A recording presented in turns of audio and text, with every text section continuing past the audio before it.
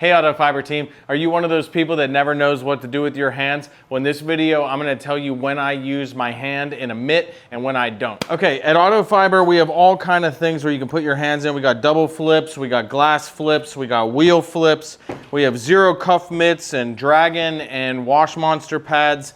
Now, in many cases, I don't use my hands inside the mitts.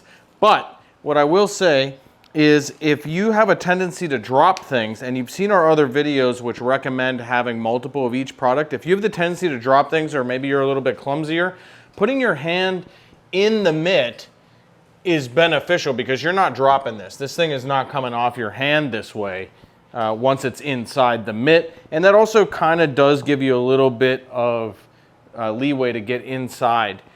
However, with the wheel paw, I always have my hand inside the wheel paw.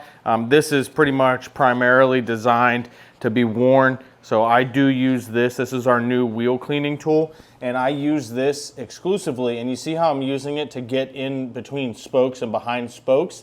And so not just the wheel paw, but if I had to pick one other towel that I use my hand inside a lot of, it's the wheel flip. Now the wheel flip has this really cool construction. You see where it's got like multiple layers. So you don't have to use it as a mitt per se. You can use it like this and then flip it around to get to a clean side or a dry side. But it can be useful.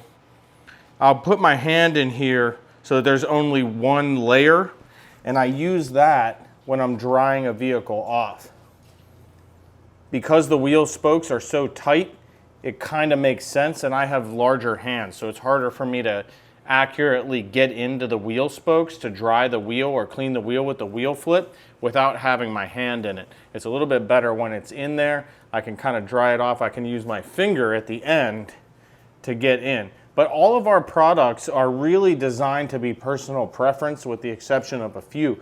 So you don't have to use this with your hand in it if you're not comfortable with that or it's awkward for you.